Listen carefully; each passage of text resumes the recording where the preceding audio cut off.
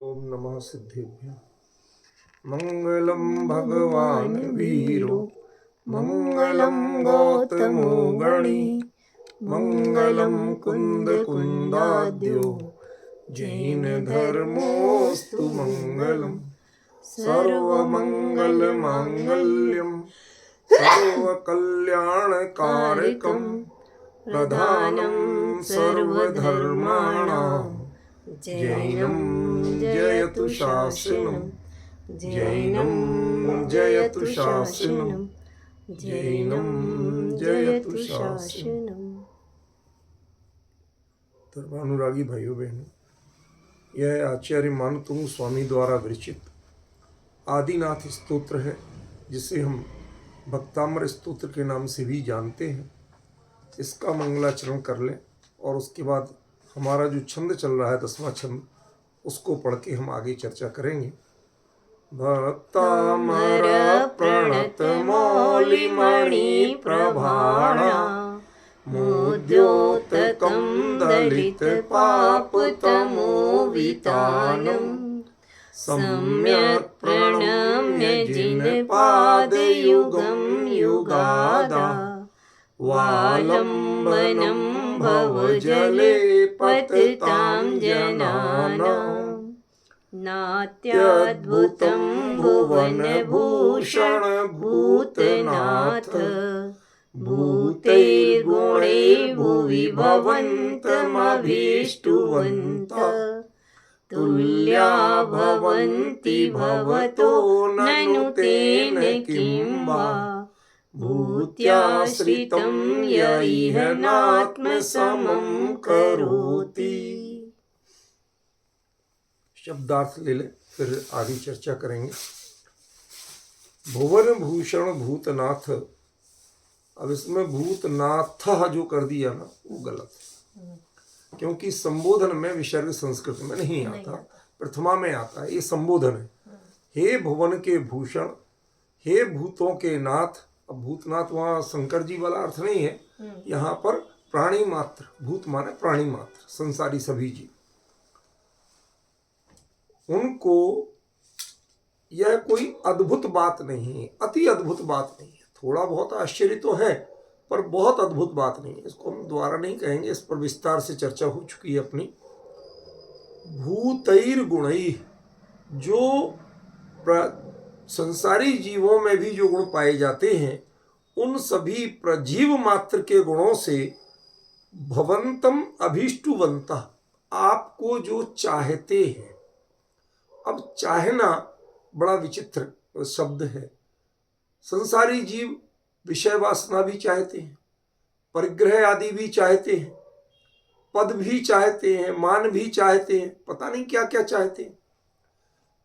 तो भगवान को चाहना किस रूप में? ये तो आचार्य ने के लिए लिख दिया, भवंतम अभीष्टुवंता, आपको जो चाहते, लेकिन किस रूप में चाहते? जो युगल जी साहब ने लिखा कि माना कि तुम झट बेटा देते हो और डाकनी भूत, क्या ऐसे ही चाहते हैं कि हमारी समस्याओं का समाधान करो, हमें जो सांसारिक चीजें चाहिए वो दे दो? यदि यही है तो ये तो चाहने का तरीका नहीं। देखो, जो व्यक्ति जिस प्रकृति का हो, उसके लिए आपकी आकर्षण की भावना उसके अनुरूप होना चाहिए। जैसे हम मुनिराज के लिए यदि चौका लगाना है, तो हम अपने रसोई की शुद्धि उतनी करते हैं कि मुनिराज भोजन कर सकें, आहार ले सकें। उसके बिना हम, आप कहें हमारा जी आइए डाइनिंग टेबल तैयार है, तो क्या कहा जाएगा? भाई वो तो लेंगे नहीं, ये बात दूसरी है, पर दूसरे देखने वाले भी क्या कहेंगे? क्या अनाड़ी हो क्या?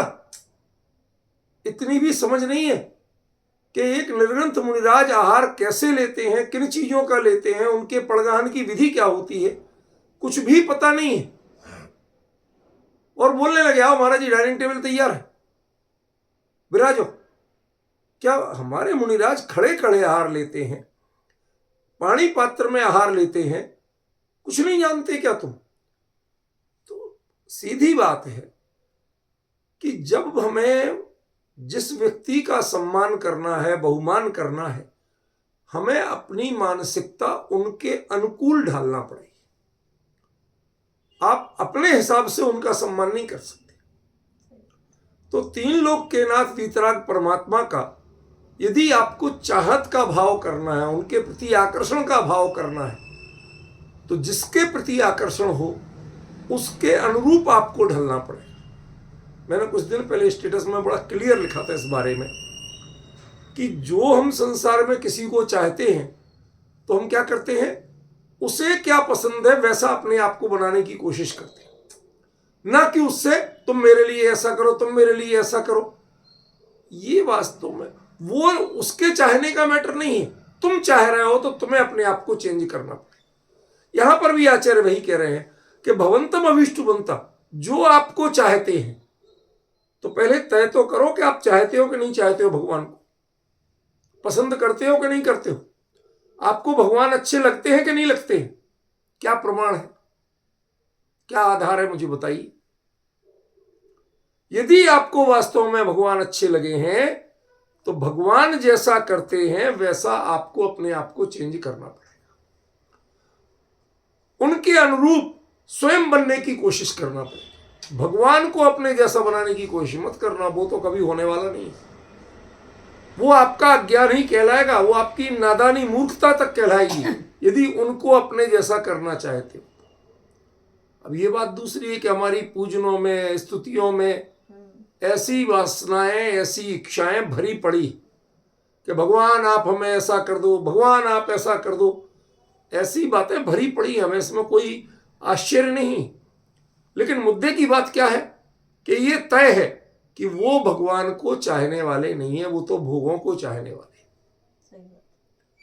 चाहते हैं, भोगों को। जैसे हम कोई चीज लेने दुकानदार के पास जाते हैं और दुकानदार से कहते हैं भैया ये ले पैसा, हमें फला चीज दे दे, तो आप दुकानदार के पास गए तो जरूर हो, लेकिन दुकानदार के पास कभी कभी कोई किसी को चाहने लगे तो वो उसके पास जाने के बहाने ढूंढता है, समझ गए। तो क्या आप बहाना लेके गए हो कि सामान लेने गए हो? आप उसकी चाहत के कारण उसके पास गए हो या खाली सामान खरीदने गए हो? यदि अपना पैसा देके सामान खरीदने गए, थोड़े से चावल चढ़ा के बदले में भोग सामग्री मांगने गए, मिलेगी कि नहीं मिलेगी इस पर हम बातें नहीं करना चाहते, आपकी मानसिकता पे बात करना चाहते हैं कि आप उनको चाहने वाले नहीं, आप बिजनेस कर रहे हो, खाली लेन देन कर रहे हो, आपको भगवान से कोई लेना देना नहीं। लेन देन करना और लेना देना होना, इनमें बहुत बड़ा अंतर है। लोक की भाषा में लेन देन करना माने बिजनेस करना, और लेना देना होना माने प्रयोजन हो। आपको प्रयोजन नहीं है भगवान से, उनको आप वास्तव में दर्शन करने भी नहीं गए हो। आप तो अपनी लिस्ट लेके गए, भाई जैसे दुकानदार को पड़े थे, भाई ये ले सामान निकाल दे, लेन देन ही चल रहा है, भगवान ऐसा समझ गए, मैं ऐसा करूंगा। तो आचार्य ने बड़ा सटीक शब्द प्रयोग किया कि भवंतम अभीष्टुवंता, जो आपके लिए भली भांति चाहते हैं।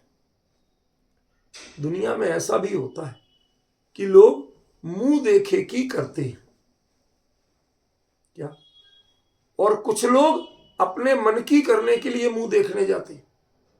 दो बातों का अंतर समझ में आए? मैं लौकिक भाषा बोल रहा हूं। मुंह देख, सामने दिख गया व्यक्ति, अरे भाई साहब अब तो कई दिनों से याद कर रहे थे आपको, क्या बात है, बहुत दिनों बाद दर्शन दिए, जैसे तुम बड़ा ढूंढता घूम रहा हो। कुछ नहीं है, खाली बोलना है। तो ऐसे ही भगवान के चलते पड़ते मिल गए, चलो भाई आज भगवान के दर्शन कराते, या अपना स्वार्थ सिद्ध करना तो चले आए। ये नहीं है, ये अभीष्टुवंता का रूप नहीं। अभीष्टुवंता कौन है? जो आपके पास आने के प्रतिदिन बहाने ढूंढता है किसी ना किसी निमित्त से, लेकिन वह निमित्त सांसारिक कार्य का प्रयोजन नहीं है, वह निमित्त है आपके गुणों का आकर्षण, इसलिए वो आपके पास आना चाहता। और ये कौन है? ये व्यक्ति कौन है? भवंतम अविष्टुवंता व्यक्ति कौन है? बहुवचन भी दिया। मुकेश जी भाई साहब बताएंगे कुछ? जी हाँ, लोकांतिक। वो क्या चाहते हैं?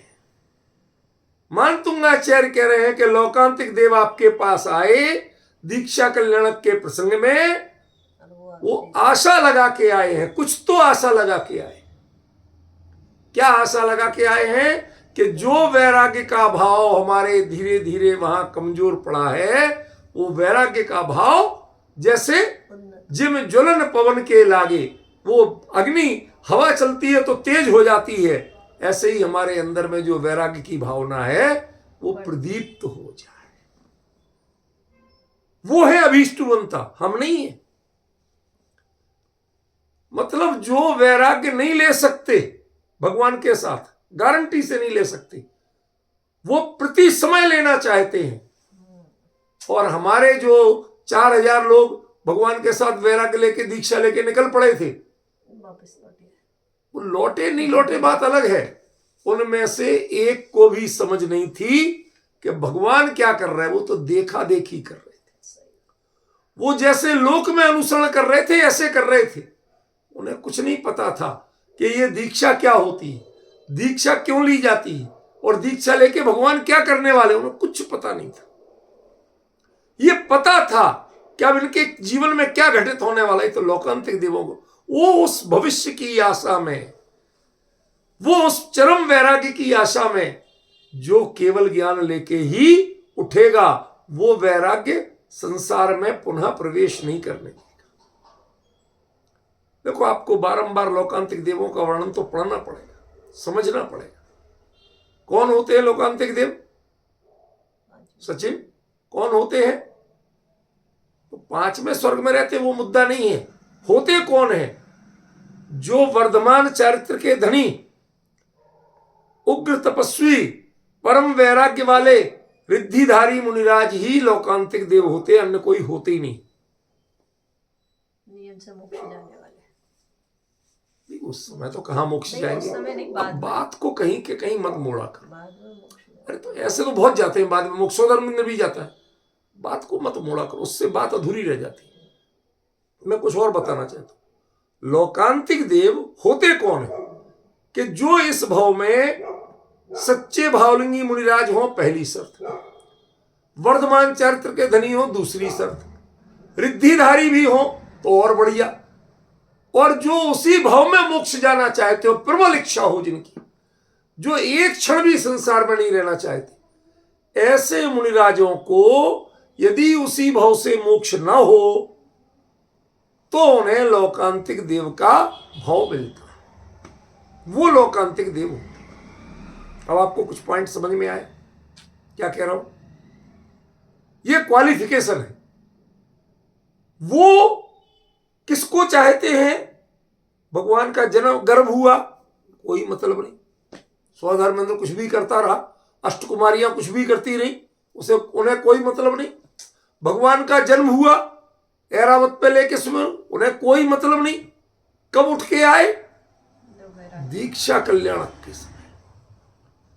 और आपको पता है कि जब लोकांतिक देव आ रहे होते हैं, उनमें इंद्र नहीं होते, स्वधर्मेंद्र, ईशानेंद्र, इंद्र होते हैं। इंद्र किसी के लिए रास्ता नहीं छोड़ते। लेकिन जब लोकांतिक देव आते हैं तो इंद्र हटके पीछे खड़े हो जाते हैं, भगवान के पास तक सीधे जाने देते हैं। ये कुछ चीजें आप समझिए। आज हमारे प्रतिष्ठाचार्य भी सही विधि से नहीं कराते। इन चीजों की जानकारी होना चाहिए। मुकेश जी भाई साहब, वो लोकांतिक देव जब आते हैं तो वो देव ऋषि, ब्रह्म ऋषि, देव गुरु इस रूप में कहलाते हैं। गुरु के आगे राजा भी झुकता है। स्वधर्म और ईशानेंद्र, सनत कुमार और महेंद्र इंद्र साइड में खड़े हो जाते हैं और उनको आने देते हैं। और वो आके एक ही चीज की चाह करते हैं। किसकी चाह करते हैं? भवंतम अभीष्टु, जो आपके लिए अभी इष्ट है। बिल्कुल सही अर्थ कर रहा हूं। अभी शब्द वहां उपसर्ग है, हमारे हिंदी में अभी माने वर्तमान काल में, लेकिन ये बिल्कुल सटीक अर्थ है। भगवान को जो अभी इष्ट है, क्या इष्ट है बताओ? वैराग्य, संसार शरीर और भोगों से वैराग्य, महाव्रत, निर्ग्रंथ मुनि मुद्रा, जो इष्ट है वही जिनको इष्ट है वो इनकी स्तुति करते हैं। यदि आपको लौकांतिक देवों की तरह वीतराग मुद्रा धरने वाले, दीक्षा लेने वाले तीर्थंकर के जीव को दीक्षा कल्याणक के समय आप वैराग्य ले नहीं पा रहे, दीक्षा ले नहीं पा रहे, लेकिन जो साथ में दीक्षा ली जिन्होंने, उनका कल्याण गारंटेड नहीं था। लेकिन जिन्होंने दीक्षा नहीं ले पाई वो अपने आप को इतना रिचार्ज कर लेते हैं कि अगले भाव में मनुष्य पर्याय पाते ही 8 साल के होते ही दीक्षा लेके अल्प काल में मोक्ष ले जाते। लौकांतिक देवों का जीव जब वापस मनुष्य भाव लेता है तो लंबे समय तक नहीं रहता, शादी विवाह नहीं करता, किसी प्रसंग में नहीं पड़ता। 8 साल का समय बिताना होता है, 8 साल का समय बीतते बीतते दीक्षा लेंगे और दीक्षा लेके शीघ्र से शीघ्र मोक्ष ले जाएंगे। ये है भवंतम अभीष्टवंत। जो व्यक्ति जिस चीज को चाहता है उसे जब जो ही ट्रेन मिलेगी हम सीधे पहुंचेंगे। अब कितनी देर में पहुंचे या जल्दी पहुंचे ये मैटर नहीं। क्या कहा? देर में या जल्दी पहुंचना मैटर नहीं है। मैटर क्या है? हमें हमारा लक्ष्य है वहीं पहुंचना।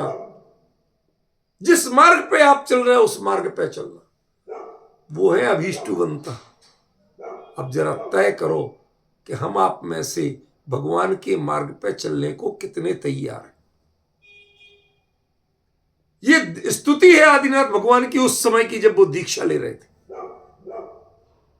क्योंकि लोकांतिक देव आते ही तब और किसी प्रसंग में नहीं आते। वो वैराग्य के भाव में भगवान की स्तुति करते हैं। कैसी स्तुति करते हैं कि भक्तांबर जैसी स्तुति करते हैं।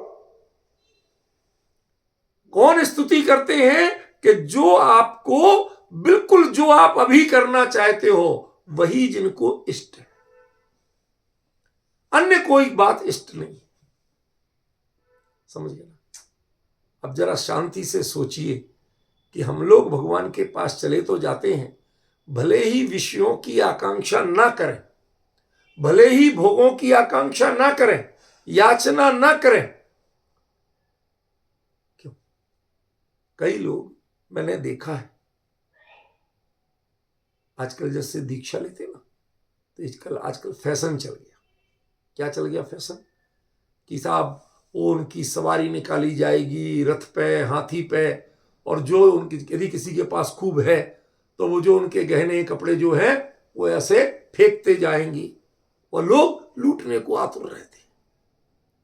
अरे भगवान की दीक्षा का वो गहना मिल गया, हमें फला चीज मिल गई। आपको पता नहीं है ये भक्तों का नहीं है, ये भिखारियों का तरीका है। उन्होंने वास्तव में गहने नहीं छोड़े, उन्होंने गहनों का राग छोड़ा। मुकेश जी, महावीर जयंती पे मैंने कविता लिखी थी, याद है? महावीर ने जो छोड़ा था वो तुमने अपनाया है, महावीर ने जो अपनाया था वो तुम कब अपनाओगे। कितनी टू द पॉइंट है। जो उन्होंने छोड़ा था परिग्रह, वो तो तुमने अपना लिया। वो तो कैच करने को तैयार बैठे कि हमें मिल जाए भगवान के वैराग्य। अरे वैराग्य का गहना कब होता है? वैराग्य का गहना तो मोह का त्याग है,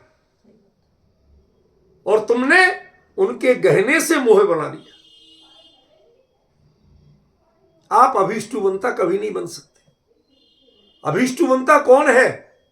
कि आप अभी दीक्षा ले पाओ चाहे नहीं, लेकिन भगवान के मार्ग पे चलने उनको स्टडी करो, देखते रहो, क्यों देख रहे, क्यों पास में हो, आप कैसे करते हैं।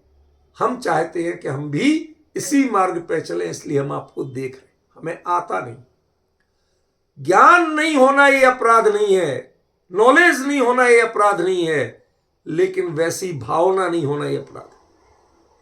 जो अभिष्टुवंता होगा उसके अंदर में वो भावना होगी, वो वही बनना चाहता है। अभी चाहे बन पाए या नहीं, लेकिन वो बनना चाहता है। समझ गए। जब हम कहते हैं पूत के पांव पालने में दिखते हैं, उसका मतलब पैर देखना नहीं है, उसकी हरकत देखना। समझ गए। तो आप पहले तय करो कि आप भक्तांबर में जो भवंतम अभिष्टुवंता शब्द है उसकी श्रेणी में आते हो या नहीं आते हो। सही बात। लोकांतिक देव तो आते हैं, भले ही वो उनके साथ दीक्षा नहीं लेते, वैराग्य नहीं लेते, फिर भी वह उस वैराग्य की अपने अंदर में इतनी पुष्टि करते हैं, इतनी पुष्टि करते हैं कि आयु पूर्ण होते ही मनुष्य भाव माने मिनिमम काल बिताते, टाइम पूरा हो और सबसे पहले दीक्षा लेंगे और मोक्ष ले जाएंगे। आप बताओ आप कितने तैयार हो। उनके साथ तो बंधन है, 8 सागर की आयु पूर्ण किए बिना संयम ले नहीं सकते। आपके लिए पूरी छूट है, आप जब चाहो जब संयम ले सकते हो। ले सकते हो कि नहीं सचिन? ले सकते हैं। आपके लिए छूट थी, आपने लिया नहीं। उनके लिए सुविधा नहीं थी, फिर भी उन्होंने उनकी प्रबल आकांक्षा पाली। भगवान भवंतम अभिष्टुवंता कौन है? कि जो भगवान के अनुसरण करने के लिए मन से पूरी प्रबल आकांक्षा वाला हो, दिखावा करने वाला नहीं हो। आज प्रॉब्लम क्या हो गई? धर्म दिखावे में रह गया। समझ गए। वास्तविकता का नाम धर्म नहीं है, अंदर की भावना का नाम धर्म नहीं है। धर्म जितना रह गया है वो दुनिया देखे। सच बताओ, कभी मंदिर में कोई ना हो तो पूजन करने में कितना भाव लगता है, और 150 लोग हों तो कितनी लय बनती है। तो पूजन किसकी हो रही है, लोगों की कि भगवान की? भ्रम हो रहा है। हम भ्रम पाल रहे हैं, भगवान की पूजन कर रहे, लेकिन आपकी तन्मयता, आपकी मस्ती जो बढ़ रही है वो लोगों को देख के बढ़ रही है। भगवान तो वही है, उनको देख के नहीं बढ़ रही है। इसका मतलब आप भवंतम अभिष्टुवंता नहीं हो। लोकांतिक देव भवंतम भगवान के अभिष्ट थे, लेकिन हमें भी बनना है कि नहीं? मान तुंगाचार्य कहते हैं कि मुझे भी भगवान उन्हीं की श्रेणी में रहना है। मैं आपके मार्ग पे चलना चाहता हूं, मैं कवि नहीं बनना चाहता, मैं लेखक नहीं बनना चाहता, मैं साहित्य नहीं लिखना चाहता। ये मेरा टारगेट नहीं है। लिख जरूर रहा हो, तो क्यों कर रहे हो? कि तुल्या भवंति भवतो, आपके समान हो जाते। देखो, इसमें भी हमें बहुत बरगलाया गया, धोखा दिया गया। क्या धोखा दिया गया? पतित जनों को निज सम करते, इसका अनुवाद किया ना हिंदी में, किया ना? भगवान करते हैं। अरे यहां आचार्य ने कब लिखा कि भगवान करते हैं? तुल्या भवंति भवतो, वो अपने आप को इतना चेंज करते हैं कि आप जैसे हो जाते हैं। वो हो जाते हैं कि आप कर लेते हो? इसमें कहां लिखा कि आप कर लेते हो? बड़ा क्लियर शब्द है, भवतो तुल्या भवंति। वो जो आपको चाहते हैं वो आप जैसे हो जाते हैं। जब पहले हम लोग बचपन में थे, आजकल के बच्चे तो पता नहीं क्या देखते हैं, क्या करते हैं, पर हम लोगों का एक प्रिय विषय हुआ करता था, गुड्डे गुड़ियों का खेल खेलना। छोटे थे बहुत, समझ में आया? तो कोई भी ऐसे छोटे मोटे गुड्डे गुड़िया बना लिए कपड़े उपड़े के, हम उनके शादी कराएंगे, फिर दावत होगी, हैं? फिर लड़ाई झगड़े होंगे, सब सब कर्म करते थे। वो उम्र नहीं है कि तुम शादी करो, वो उम्र नहीं है कि तुम गृहस्थी करो, वो उम्र नहीं है कि तुम व्यापार करो, वो उम्र नहीं है कि तुम नौकरी करो, नहीं है। लेकिन हमारे मन में हमारे माता पिता और दूसरे लोग वो आइडॉल होते। जो आइडॉल होता है जिसका, वह व्यक्ति फॉलोअर उसके अनुसार स्वयं को डालता है। वो भगवान से आ रहा, आइडॉल से नहीं कहता कि तुम मुझे ऐसा कर दो, वो उनके अनुसार बनना चाहता है। यहां आचार्य ने क्या कहा, भवतो तुल्या भवंती, वो स्वयं आपके समान हो जाते हैं जितना कर पाएंगे। देखो, चाहे गड़बड़ सही, पर 4000 भगवान के समान बने तो थे। कम से कम निर्ग्रंथ मुद्रा तो अंगीकार की थी। अंतरंग प्रणति की विशुद्धि नहीं जान पाए, ये अलग बात है, पर उन्होंने बाहर से उस मार्ग को अपनाया तो था कि नहीं अपनाया था? उन्होंने अपनाया था कि भगवान ने उनको दीक्षा दी थी? ध्यान रखना, तीर्थंकर किसी को दीक्षा नहीं देते हैं, ना किसी से दीक्षा लेते हैं और ना किसी को दीक्षा देते हैं। क्यों? क्योंकि वो अच्छी तरह जानते हैं और बताने वाले हैं अपने दिव्य ध्वनि में कि निर्ग्रंथता का मार्ग ये अंतर प्रेरणा का मार्ग है, स्वयं से होता है, किसी के मूड़ने से निर्ग्रंथ नहीं होते, कपड़े उतारने से निर्ग्रंथ नहीं होते हैं, केस लॉन्च करने से निर्ग्रंथ नहीं होते हैं, पिच्छी लेने से भी निर्ग्रंथ नहीं होते। साधनों से नहीं, साधना से निर्ग्रंथ हुआ जाता है। और जब साधना करोगे तब निर्ग्रंथ पाओगे। तो फोकस काय पे है? भवतो तुल्या भवंती, आपके समान हो जाते। अब सच बताओ, आप जब भगवान के मंदिर में भगवान के सामने खड़े होते हो भक्तांबर पढ़ते हुए, तो कितने लोगों ने भगवान जैसी मुद्रा अंगीकार करने की सोची? की तो बहुत दूर की बात है। कितनों के भाव आते हैं। सचिन, कभी सोचा कि यदि भगवान बन गया या मुनि बन गया तो कैसे रहेगा? ये तो कई बार सोचा होगा कि यदि मैं अरबपति करोड़पति बन गया तो सारी प्लानिंग दिमाग में तैयार है कि फिर मैं इस कॉलोनी में तो मेरी कोठी होगी, ऐसी ऐसी गाड़ियां होंगी, बोली, फिर घर में फर्नीचर ऐसा होगा, फिर मेरी ड्रेसें ऐसी होंगी, फिर मेरे मिलने जुलने वाले इस लेवल के लोग होंगे। क्यों? इसमें बुद्धि पूरी काम करती है। लेकिन मैं मुनि बना, ऐसे भाव हुए तो मैं क्या करूंगा? इसकी तैयारी कोई नहीं करता। कभी मेंटली प्रिपेयर हुए कि एरिया समिति कैसे पालोगे, भाषा समिति कैसे पालोगे, अपने परिजनों को कैसे अपरिचित बनाओगे? जो बहुत परिचित है, बचपन से जन्म से अपना जीवन जिनके साथ बिताया, उनको पहचानने से भी इंकार कैसे करोगे? कैसे लगेंगे कि ये कोई है ही नहीं? सगी मां आए और आपके मन में कोई भाव नहीं उमड़े, ऐसा कर पाओगे? नहीं। सगे पिता आए और कुछ मन में बेचैनी नहीं हो, कभी अपने आप को प्रिपेयर किया, परखा कि ऐसा कैसे होगा? इसका मतलब है आपने भवतो तुल्या भवंती इसका अर्थ कभी जाने ही नहीं। भक्तामृत भगवान को सुनाने के लिए पढ़ा है, स्वयं को सुनाने और समझने के लिए नहीं पढ़ा। यदि अपने लिए पढ़ा होता तो इसका अर्थ आपको पता होता। ऐसी कोशिश कभी आपने की होती?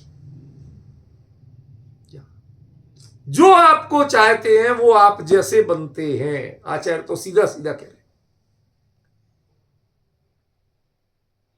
वो लोकांतिक देव चाहते हैं भले ही अभी नहीं बन पाए, लेकिन भावों से वो निर्ग्रंथ से कम नहीं होते, क्योंकि द्वादशांग के पाठी मात्र निर्ग्रंथ हो सकते हैं। एक कड़वी सच्चाई जानना मुकेश जी भाई साहब, द्वादशांग के पाठी कौन हो सकते हैं? मात्र निर्ग्रंथ हो सकते हैं। सग्रंथ द्वादशांग के पाठी नहीं होते हैं। और वो वस्त्र पहनते, आभूषण तो नहीं पहनते, वस्त्र तो पहनते हैं, अविरति भी कहलाते हैं, उसके बावजूद वो द्वादशांग के पाठी होते हैं।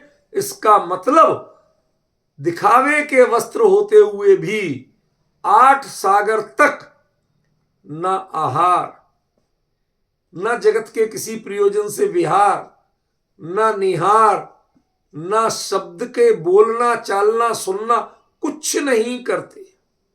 तीर्थ वंदना भी नहीं करते हैं, तीर्थंकरों के दर्शन करने भी नहीं जाते। समो शरण में भी कभी लोकांतिक देव नहीं होते। दुनिया भर के देव होंगे, लोकांतिक देव नहीं आएंगे। कुछ अर्थ समझ में आ रहा है मैं क्या कहना चाहता हूं? क्योंकि वो उस पूंजी को जो भगवान के सामने वैराग्य की भावना व्यक्त की, उसको मन में इतना प्रगाढ़ करते हैं, निर्गंतपने की भावना को इतना प्रगाढ़ करते हैं कि भगवान कहते हैं भवतो तुल्या भवंती। कभी कभी कुछ लोगों को ऐसा कहा जाता है कि ये घर तो नहीं छोड़ा है, कपड़े तो नहीं छोड़े हैं, लेकिन ये साधु से कम नहीं। क्यों? क्योंकि इनकी चर्या में, इनके चिंतन में, इनके जीवन में धर्म जितना है उतना तो कई बार साधुओं को नहीं देखा जाता। उनके कलह कसाय राजनीति ज्यादा देखी जाती है। सबके लिए नहीं कर रहा हूं ना, किसी पर कमेंट्स कर रहा हूं, एक इन जनरल बात बता रहा हूं। आप सब जानते, मुझे कुछ बताने की जरूरत नहीं। समझ में? कितनी छल नीतियां चलती हैं। हम तो सोचते थे कि ये तो सारे कसाय पाप छोड़ के आए हैं, हम लोगों से बहुत महान हैं, और हमारे पास ऐसे ऐसी क्लिप्स आती हैं, ऐसी ऐसी जानकारी। मैं तो बचना चाहता हूं। लोग जबरदस्त, भाई साहब एक बार देखो तो सही, एक बार सुनो तो सही।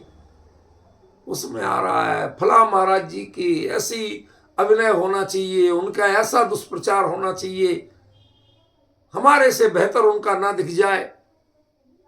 क्या क्या षड्यंत्र होते हैं। जब ये षड्यंत्र देखने को आते हैं तो लगता है कि इनसे तो हम यदि शांति से भगवान के दर्शन पूजन प्रक्षाल करके, शांति से शुद्ध भोजन करके, ईमानदारी की आजीविका करते हैं, किसी से छल छिद्र नहीं करते हैं, किसी की राजनीति नहीं करते हैं, शांति से स्वाध्याय करते हैं, धर्म ध्यान करते हैं, तत्व चर्चा चिंतन करते हैं और चक्करों में नहीं रहते हैं, तो हमें लगता है कई बार कि इन जैसे उच्च पद पे लाके आके जो छल करे उससे तो हम नीचे पद पे अच्छे। समझ गए?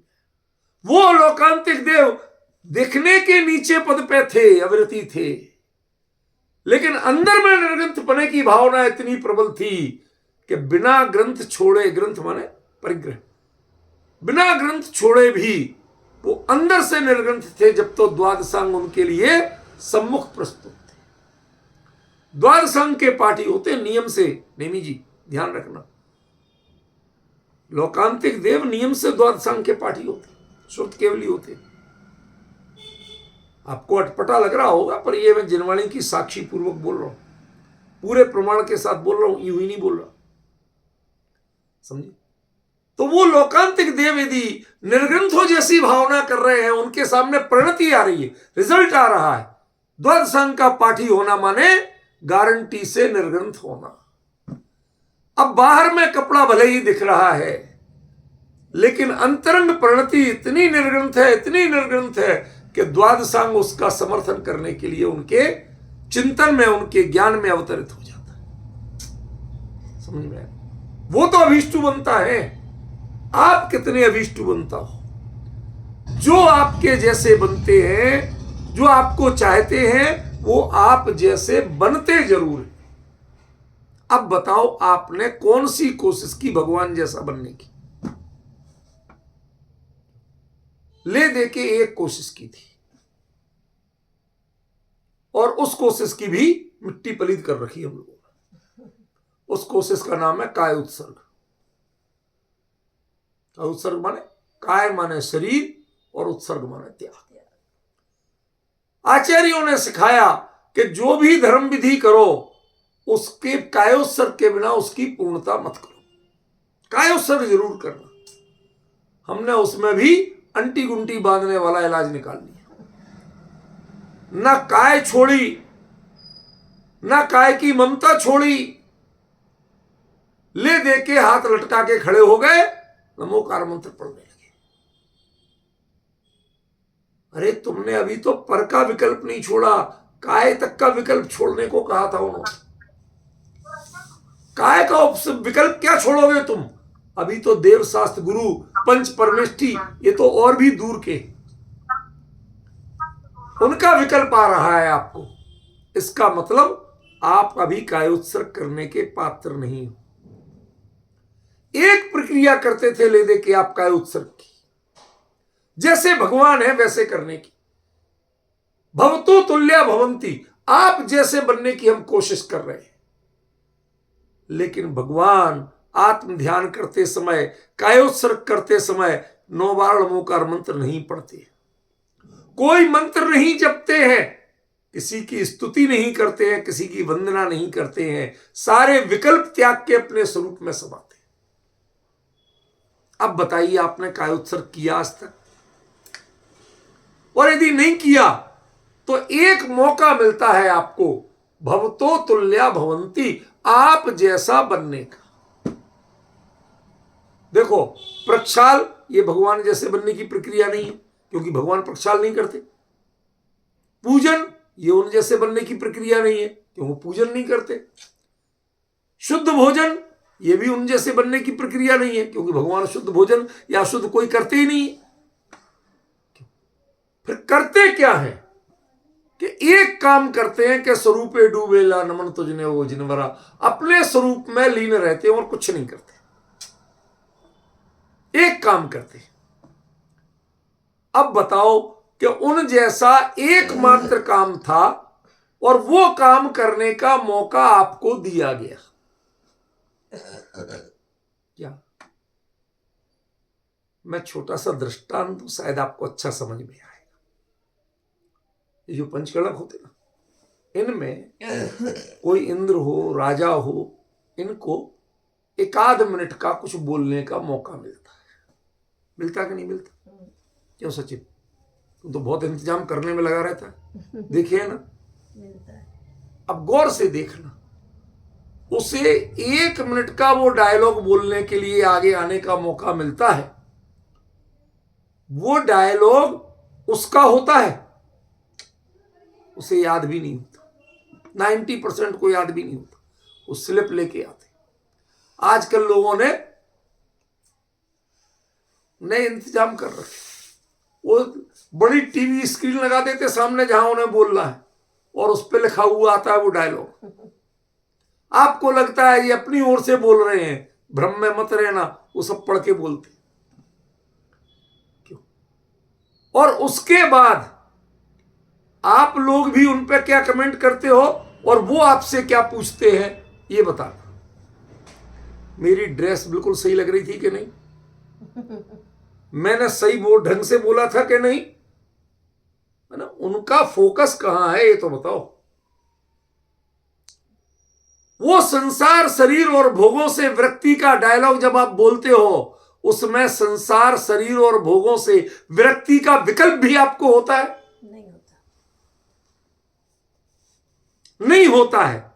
मतलब आपको एक बार भगवान के कल्याणक में जुड़ने का मौका मिला था और वो भी आपने गंवा दिया। जबकि भगवान का स्तोत्र करने वाले कौन होते हैं, भक्ति करने वाले कौन होते हैं? जो भवतो तुल्या भवंती, जो आप जैसे खुद को बनाते हैं वो होते।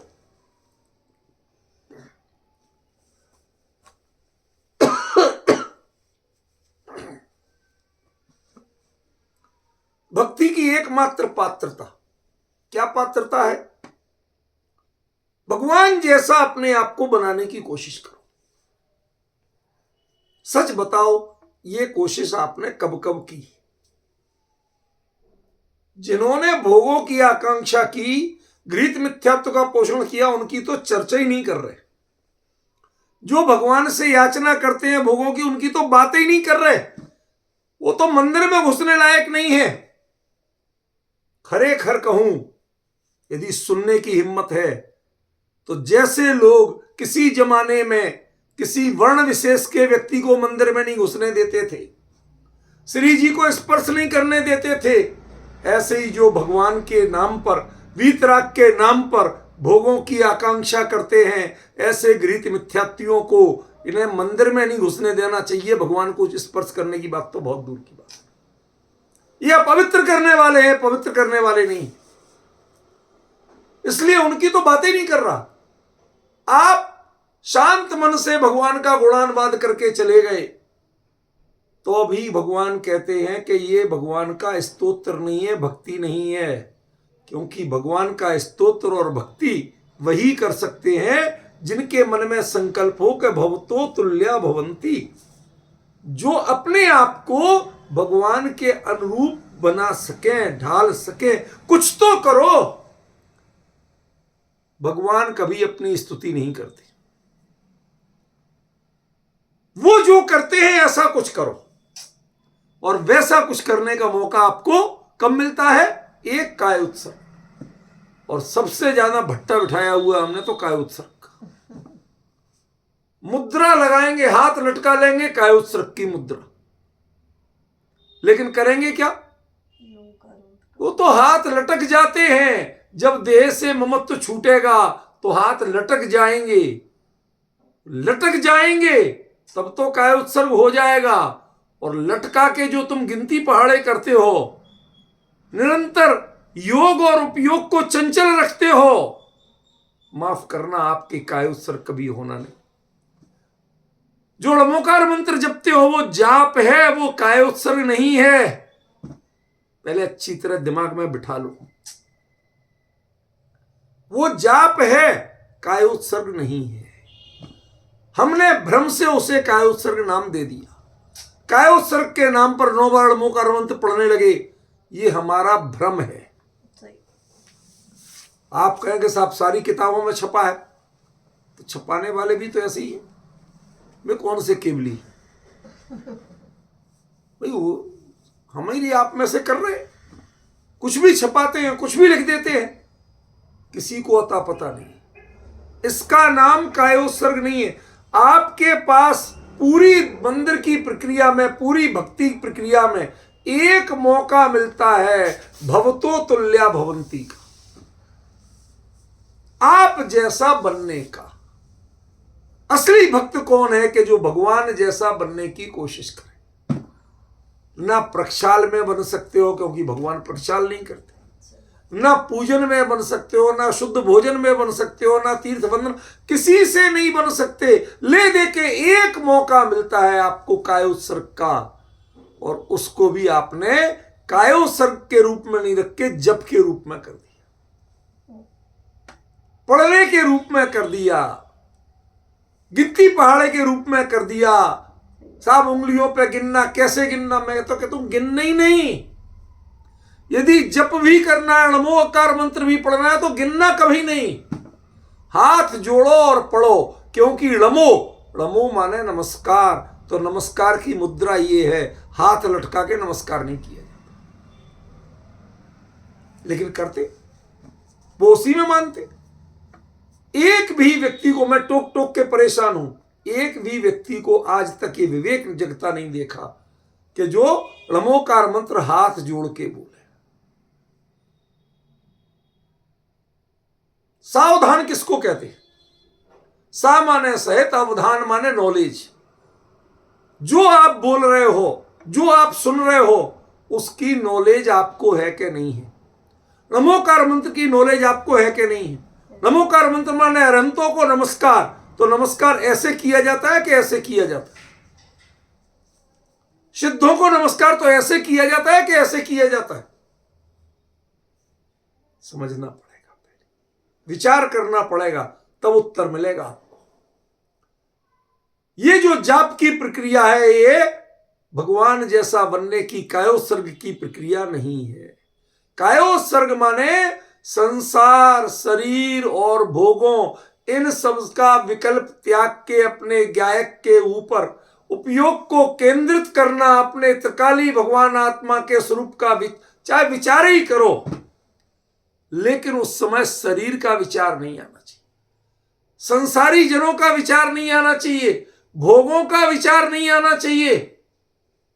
मैंने कई लोगों को देखा है, जिनवाणी का चर्चा पूरी हो सुबह की, स्वाध्याय हो, स्वाध्याय के बाद जब कायोत्सर्ग के नाम पर जो कुछ भी कर रहे होते हैं, उस समय तक दिमाग घर पे पहुंच चुका होता है कि आज क्या बना होगा, या आज हमें कहां जाना है, आज क्या करना है। कायोत्सर्ग के नाम पर पढ़ा जाता है अणमोकार मंत्र, और हिसाब किताब असल में भगवान पंच परमेष्ठी का नहीं होता है, हिसाब किताब आगे दिन में होने वाले कार्यों का होता है। चिंतन और विकल्प उनका चलता है, किसी का नहीं चलता पंच परमेष्ठी के स्वरूप पर। ऑलमोस्ट 100% नहीं कह रहा, ऑलमोस्ट। ये बात का मर्म पहचानो जरा। आचार्य ने क्या कह दिया, भवतो तुल्या भवंती, जो आपके भक्त होते हैं वो आप जैसा बनने की कोशिश करते हैं, किसी अर्थ में कभी तो बनते हैं, थोड़ी बहुत देर के लिए ही बनते हैं, बनते तो है ना। आपको बताऊं, ये जो भट्टारक होते ना, भट्टारक, ये तो कपड़े पहनते, तो पिच्छी क्यों लेते, कमंडल क्यों लेते? असल में इनकी कहानी है कि लोगों को, ये जो ग्रस्त होते ना, इनके मुकाबले चालू कोई प्राणी नहीं। ये बड़ी चतुराई से चवन्नी दे के 4000 का माल खरीदना चाहते। यदि इन्हें कोई 4, 6, 10 प्रोफेसर लगाना पड़े, जब ग्रंथों की व्यवस्था रक्षा हो, और वो भी सुबह आएंगे तो शाम को चले जाएंगे, 24 घंटे का नौकर कहां से मिले। तो इन्होंने एक चतुराई का प्रयोग किया। देखा एक महाराज जी का ज्यादा ध्यान व्यान में उपयोग नहीं लगता था, तो उनको कहा, महाराज जी देखो ऐसा है, ये जिनवाणी है, जिनवाणी में रमोगे रहोगे, ये साक्षात मोक्ष है, जिनवाणी मोक्ष नशे नहीं, आप बिल्कुल इसी में रमो, आप तो इन्हीं को संभालो, इन्हीं की देखभाल करो, 24 घंटे इनमें तन्मय हो जाओ। तो उन्होंने कहा कि भाई एक बात बताओ, यदि इनके सब ये करना है तो फिर मद में हम तो पिच्छी कमंडल लिए हुए, फिर तो हमें विहार करना पड़ेगा, कैसे करेंगे? तो उनको कहा, महाराज अब आपको हम कपड़े भी देते हैं और उसके साथ साथ सुविधाएं भी देते हैं, कुछ आर्थिक तंत्र, सारा हुक्म सब आपका मानेंगे, नौकर चाकर। आप तो यहाँ जिनवाणी जो रखी है इसकी एक मठ बनवा देते हैं, उसमें जिनवाणी की रक्षा करो, आपके साथ नौकर चाकर देंगे, धन संसाधन देंगे, आप बिल्कुल राजा की तरह रहो। तो कहते फिर मुनि कैसे कहलाएंगे, हम पूजेंगे कैसे? तो जो उनके दीक्षा का दिन होता है, ये यथार्थ बता रहा हूं, आज भी होता है, भले ही आडंबर को, नाटक को, पर ये आज भी होता है। हर भट्टारक करते, दीक्षा के दिन वो बाकायदा जो कपड़े पहने होते वो उतार देते हैं, दिगंबर मुद्रा अपनाएंगे, तो वही समाज के लोग, अरे महाराज दुष्काल है, जिन श्रुत की रक्षा के लिए आप वस्त्र अंगीकार करो, मठ को में रहना स्वीकार करो, ऐसे वो कहेंगे नाटक में। वो तो यही चाहते थे, वो दिखावा है। वो वापस वस्त्र पहन लेते हैं, कहते भाई अब तुम लोग इतनी जिद कर रहे हो तो हम पहन लेते हैं। ये सारी प्रक्रिया क्या है? अरे उस प्रक्रिया में तुम्हें एक बार मौका मिलता है कि वापस निर्ग्रंथ हो जाओ, लेकिन तुम निर्ग्रंथ मुद्रा अपना के भी निर्ग्रंथता का मार्ग नहीं चुनते हो, सग्रंथता का मार्ग चुनते हो, उसके निर्ग्रंथ मुद्रा के साथ भी छल करते हो। इसलिए हम कभी भट्टारकों को श्रेष्ठ नहीं मानते। आपने जिनवाणी की रक्षा के लिए क्या किया यह महत्वपूर्ण नहीं है, असली जिन सुत की रक्षा क्या है, जो जीवन के द्वारा होती है, वो जीवंत चलते फिरते तीर्थ है। साधु को हमारे तीर्थ कहा गया, समझ में आया? आप अपने जीवन से जितना सिखा सकते थे वो इतनी चौकीदारी करके नहीं सिखा पाए। शास्त्रों के बाह्य कलेवर की रक्षा हो गई, लेकिन शास्त्रों में जो भाव था वो आपके जीवन से जो दुनिया सीखती वो तो आप नहीं सिखा पाए ना। सही बात। डिफरेंस समझ में आ रहा है मुकेश जी भाई साहब? इसलिए आचार्य ने क्या कहा, भवतो तुल्या भवंती। जो आपके भक्त होते हैं, जो आपको चाहने वाले होते हैं, वो आप जैसा बनते हैं, वो बनते हैं। भगवान उनको अपने जैसा नहीं बनाते। भगवान तो वीतरागी, बना ही नहीं सकते। वो बना ही नहीं सकते। पॉइंट समझिए, वो आप जैसा बनते हैं। ठीक है ना? भवंती वो होते हैं, उन्हें होना भी नहीं पड़ता। ध्यान रखना, आपकी कायोत्सर्ग मुद्रा अपनाने के बाद भी फेल क्यों हो जाती है? क्यों? क्योंकि आप हाथ लटका भी लोगे तो करोगे क्या? मन की चंचलता शांत नहीं हुई, सही बात। वचन की चंचलता शांत नहीं हुई, काय की चंचलता शांत नहीं हुई, तो पहले आप करते ऐसे वैसे हाथ, अब आप ऐसे ऐसे करते हो। वो मन से लेके वचन से लेके काया तक की कायोत्सर्ग है, मन वचन कई की काया जो चंचलता है वो शांत करने के लिए, और कायोत्सर्ग में हम मन वचन काया तीनों को चंचल रखते हैं। 9 बार पढ़ना, ज्यादा मत पढ़ना, गिनती करोगे तो मन चंचल है, बोलोगे वचन चंचल है, और गिनोगे तो काय चंचल है। सब चंचल है। जो चंचलता के निरोध के लिए था उसको में हम चंचलता को अंगीकार करते हैं। इसलिए जो आपका दिखावा है बिल्कुल उन भट्टारकों जैसा है कि निर्गंत मुद्रा अपनाएंगे। अब तुम लोग कहियो, ऐसा नहीं हो कि तुम चुप रह जाओ तो हम महाराज ही रह जाए, फिर कपड़े पहन ही नहीं पाए। तो बाकायदा तय करके रखते हैं, तुम कहोगे ना, हाँ हाँ महाराज बिल्कुल कहेंगे, हम सबको खड़ा करके कहेंगे महाराज वापस ये दुष्काल है, कपड़े पहनो, जिन सुत की रक्षा करो, यहाँ का प्रमुख पद स्वीकार करो। तो दिखावे के लिए अच्छा आप लोग कह रहे हैं तो कर लेते हैं, वो सब पूरा नाटक है।